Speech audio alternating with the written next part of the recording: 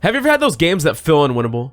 The odds are stacked against you and the enemy rolls through point after point and you feel like there's no victory in sight? That being said, in this in-depth off-tank VOD review, I'm going to be telling you all the tips and tricks so you can power through and win a game you have no business winning. If you're dedicated to win every single game, then what are we waiting for? Let's just jump right into it, shall we? So on this first point defense, I'm playing d.va against a Pharah Mercy. Now the thing that you really need to understand when playing d.va against Pharah Mercy is it's your job to put pressure and contest her. Notice how I'm constantly keeping track of where the Pharah is. I'm putting constant damage into the Pharah and into the Mercy, and at the same time, I'm trying to eat every other rocket that comes my way. I don't want one of my teammates to take multiple sources of splash damage, but a single source isn't going to burst anyone down. I'm essentially trying to put enough pressure on this Pharah to zone her away from my team and prevent her from getting value, considering the enemy is putting two separate characters into fueling that Pharah Mercy. So the key takeaway that you should understand from this is that if you're d.va, you don't necessarily have to go and seek out the Pharah Mercy and kill her. If you can simply contest her, make her useless, oftentimes it gives your team an overwhelming advantage. Now there's two interesting plays here I want to break down in slow motion. Firstly, it's the play for me to go after the Pharah Mercy. I see my Doomfist is in trouble, so I want to aggressively come and take these shots so that the Doomfist doesn't get followed up on. The Mercy makes a vital mistake and it's an easy track in midair. I put a lot of damage into her and my McCree finishes her off. Now this matchup against this Tracer really emphasizes how map knowledge and understanding matchups against enemy Tracers and the game sense required to understand how they will take each and every fight can really give you the leg up here. Let me really break this down again so that you can see exactly my decision making, and I'm going to break it down step by step. So right at this moment, I notice that I'm under fire, I have low DM and low health, and there's both a Tracer and a Pharah right there. So the first thing I need to understand is I need to get out of LOS of enemy fire. Because my DM is low, I'm not going to be able to block any more of this Pharah's shots, so I need to get out of here as soon as possible. Secondly, my health is low and I know this Tracer can pursue me, so I'm looking for some sort of heal source to sustain me up, keep me alive against the Tracer. So I could go back to my team, but I know I would have to cross through empty space and that could be easy to get DMA'd by the Pharah. And they might be dealing with other things and it's not always correct to trust your teammates. If you can access a health pack, it takes a lot of pressure off your healers and it's more reliable than having someone that might not be paying attention to you. So to make the best of both worlds, I know that there's a mini underneath me. It's not a huge amount of heals, but it's enough. And I know I could tuck under there, get the health pack to protect me or supplement me against the Tracer, and get out of LOS for the Pharah, so that's the best of both worlds. Now after doing this, my work's not done. What I have to do is actually time my DM to the Tracer's clip. Essentially by knowing the cycles of Tracer, going in and trying to clip me, having to reload and then trying to reclip me again, I managed to time my DM and my limited resources perfectly to survive me just enough in order to get out of that situation and get to peel.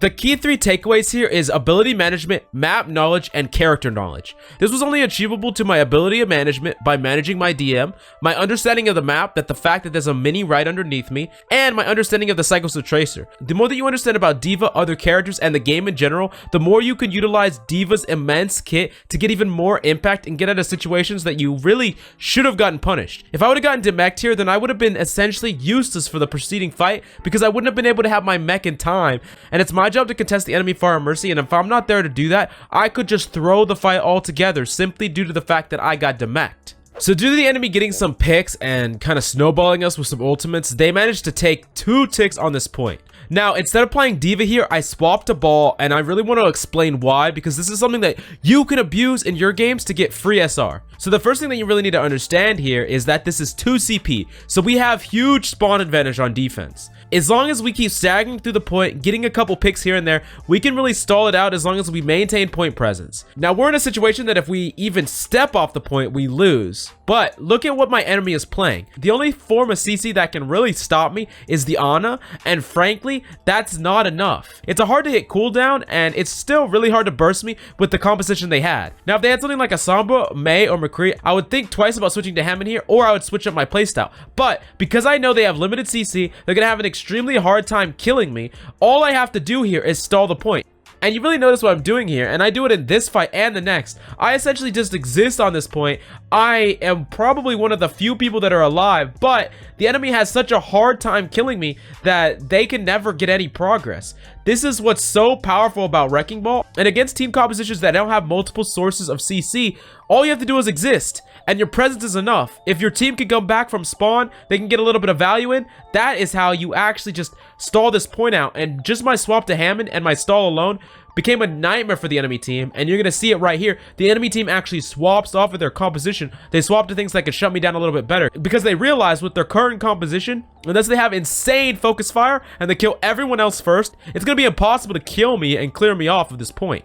And this is something else that I really abuse here, is the fact that I'm on 2 CP on defense. I can really counterpick the enemy. I see that the enemy swaps it up to McCree, and now that they have McCree on a Far Mercy, I really think that now's the time to go back to d.va. So, while before they didn't have enough CC to shut me down with the Tracer, now that because they have the McCree, and now that they have a Rhine as well, d.va can get a lot of value here, and it's going to be a lot better in the mid fight as opposed to playing something that can get shut down because they have more forms of CC, more forms of burst damage. So now you really notice me playing d.va up here, and I'm doing the exact same thing I did on first. Notice how I'm really contesting the Far, just like I talked about. My Rhine's a Chad and he pinned the Far for me, so if you want to start pinning Fars, or if you want to get Rhines in your games that pin all the Fars for you, smash that like button, and I guarantee you that a Rhine will just magically appear, and he'll pin all the Fars for you. You don't even have to deal with them anymore, so yeah, definitely do that.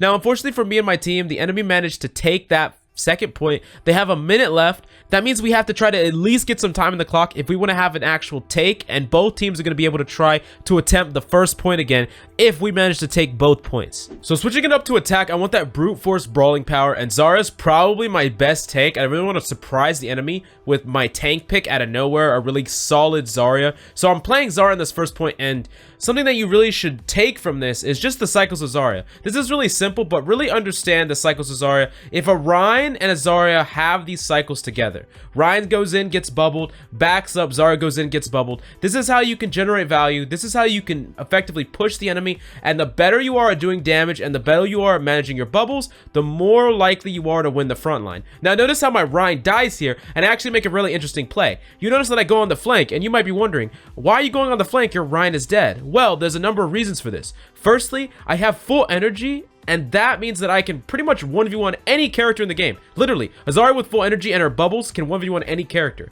Secondly, and really importantly, I have my grab, which I can use to definitely confirm a single kill. Now notice how I managed to make an insane play on this McCree, kill that McCree pretty easily with my bubble and just bursting him down. Notice how I right click melee to finish him off. That's something that's really important. A full charge right click plus a melee can do a ton of burst damage.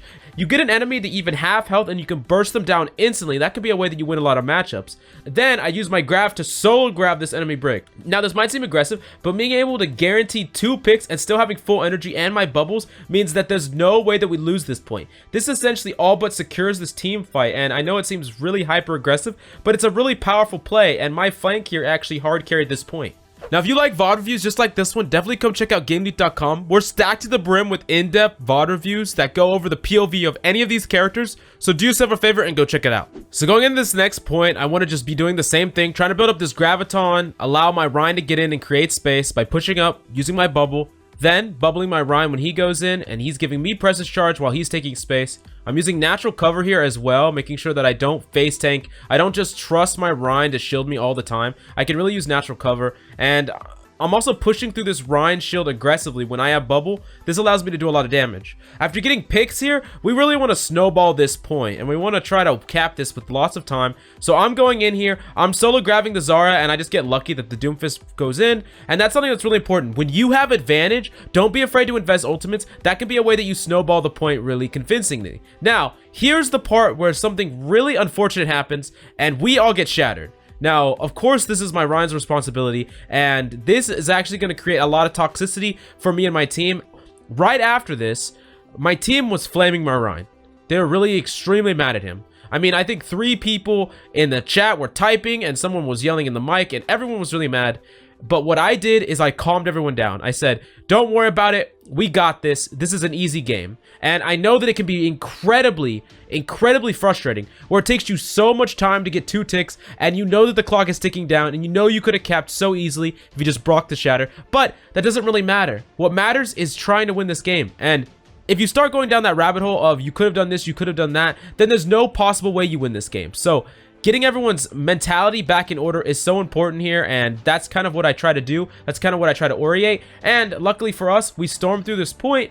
We managed to get a couple of really key picks here, everyone still pushes in really aggressively. Our Widow pops off. I push in really aggressively. And something else about my play here that's really important is when I really pushed up on the enemy team, notice on Zarya how I push up based on my cooldowns.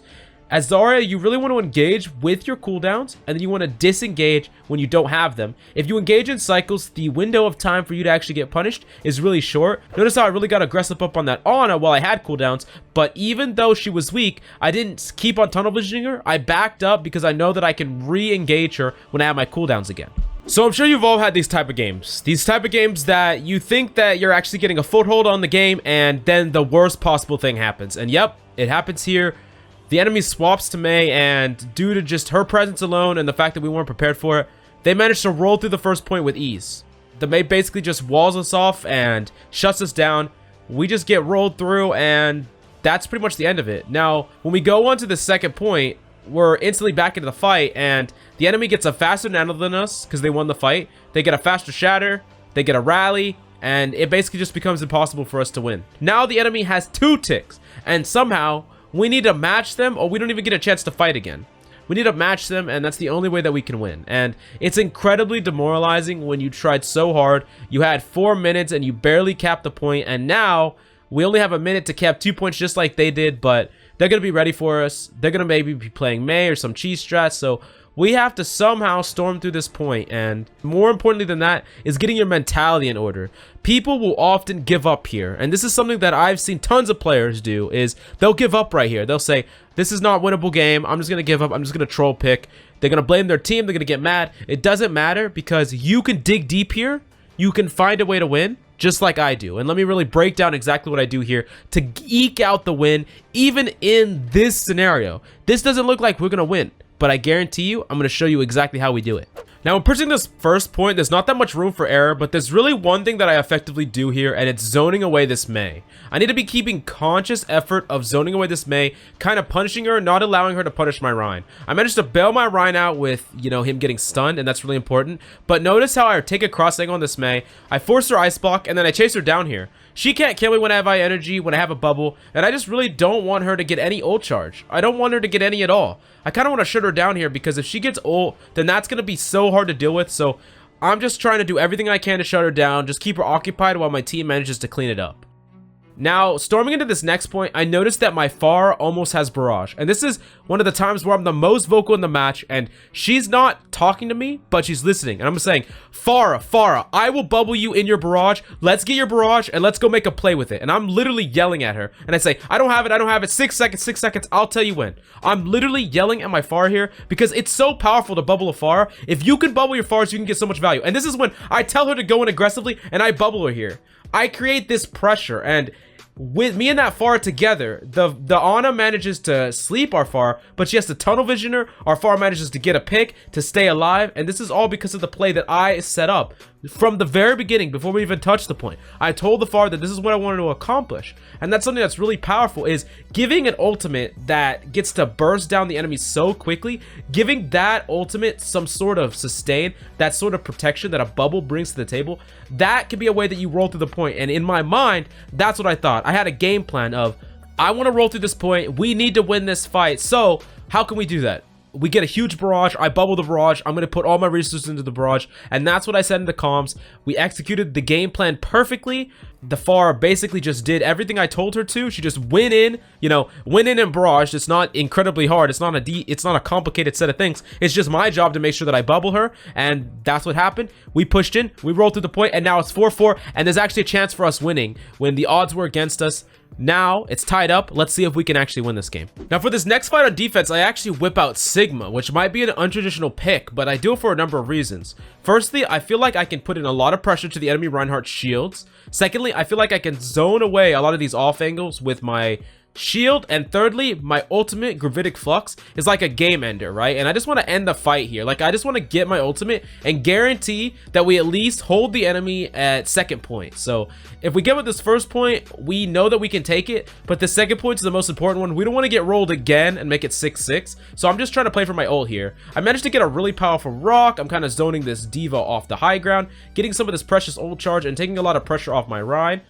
This is kind of what you want to be doing as Sigma. You want to just be trying to find these really you know, these little poke and prod. I managed to demech the d.va here. Very powerful stuff. And essentially here, I'm just trying to build up Precious Ult Charge, putting pressure to the enemy, things like that. Unfortunately, both our DPS managed to get picked on the off angles to their DPS. It's always not going to go in your favor. Sometimes your DPS are going to lose the matchup, and that's okay. We have a game plan for this. We realize that maybe we're going to lose this point, but we're already 60% to our ultimate. We almost have our ultimate, and that's for sure going to be able to help us hold. Now, something about the enemy is notice how many ultimates they have, and this is really important to understand how many ultimates the enemy will have when they win a fight. We got rolled by the enemy last time when they had all these ultimates, so I'm being really careful to make sure I save my shield so I can potentially block a shatter. And I'm putting in pressure in the Rhine so he doesn't have an easy time getting the shatter off. Now, I managed to actually block the shatter because I was actually thinking about it. And if you can loosely track ultimates, you can make up a game plan. And that's something that's really important about this game footage in general is notice how a lot of my swaps are based on the enemy's picks. A lot of my plans are based on what the enemy has and ultimates they might have and ultimates we have. It's all about building a game plan to try to win. It's all about building an effective strategy against the enemy. I'm never just playing the same hero. I'm playing the best hero for each situation. I'm utilizing my kit. I'm trying to make a game plan pre and post fight because I got to eke out every single advantage here if I want to win this game. This game's an incredibly hard game to win, but I'm trying to keep the morale up. I'm not giving up because I really want to win this game. Now, going into this last push, for better or for worse, we need to play extremely tight. We notice the enemy has a Mei, so we want to all rotate together, and that's something that you should always do against a Mei. Make sure you're rotating with your team. Don't be the one that gets caught out, especially if you're something like Zarya that doesn't have any movement abilities. Now, I'm just trying to push from a distance. I'm trying to put in decent pressure to the enemy. At the same time, I'm saving my bubbles just in case I need them. I give them to my Rhine, build up some really powerful ult charge, and my Doomfist makes a play on the Mei. This is go time. This means I can really spam into this corridor. This means I can bubble people in. I told my Doomfist I'm going to bubble him in, and I tell him to go in aggressively, and he does. He obliges me, and that's something else that you can do on Zarya is you don't always have to bubble your Rhine. Notice how I bubbled the Pharah. Notice how I bubbled the Doom. There are a lot of different scenarios where you can bubble other things that can really get a lot of value. Specifically this Doom here, by giving him a bubble, it allows him to basically just into the enemy team and get kills. So that's something really powerful, and I'm like, hey, I'm going to abuse that here. So right here I say, hey, Doomfist, save your ultimate or be ready. I'm gonna grab and I want you to follow up with it, because the idea is we do exactly what we did with the Pharah last time, but I do it with the Doom. He does end up using his ultimate, but he's still there to follow up, and let me show you exactly how this plays out. I managed to get through the choke. I try to get through the choke as quickly as possible. I want to make sure that I'm there to touch the point, and that's pretty much what I do. I pressure the Mei, I force out her ice block, and then I go back to my own business. I notice that my Doom gets slept. I'm gonna keep an eye on him because I really want to be sure to bubble him. I'm playing this front line, you know, really pressuring the enemy, and I'm bubbling my Doom, grabbing in as they get the res off, and we're just cleaning up. Our Doom's going completely nuts. Me and my team are setting him up. I set him up with a huge grab, bubbled him, and we managed to roll through this point. Now, if I showed you when the enemy were 4 and we were 2, you probably didn't think we could win this game. When our Rhine shattered our whole team, you probably didn't think we could win this game, and we almost lost just simply due to tilt. There was so many different scenarios in this game where someone could have gave up, or we could have let morale get bad, or I could have joined in on flaming my teammate, and we would have lost this game. But if you want to climb that 1 in 10 games that end up like this, and you grind it through and you win, that could be the difference between having a 50 and a 55% win rate, which, you know, the difference between a 50 and 55% win rate means, one, you're not changing, you're hard stuck, and the other one, you're climbing steadily. And I know each and every one of you wants to climb, so really take this as a lesson. I give you a lot of tips and tricks on different off tanks, different ways to think of game plans, different ways to roll through points, but the most important lesson I can give you throughout this video is mindset. Never, ever, ever give up. Don't let the game be decided before the game is actually decided. Your mentality is the most important, and if you can give it your all till the very end, you're gonna win way more games than you ever would have if you would have gave up. If our team would have gave up right when the enemy team rolled us the second time, we would have lost the game outright, and we never would have got this win. And I guarantee you there'll be a whole bunch more wins that we'll get because we refuse to give up just like this. Now, I know I played a lot of different off tanks in this video, but if you wanted to master any specific one, if you liked this VOD review and you wanted to see more, definitely come check out GameLeap.com.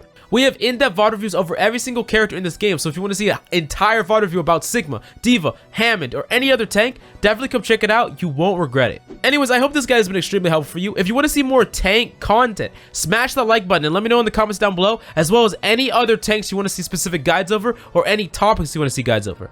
That's all I have for you today. I'm Coach Mills, and until next time.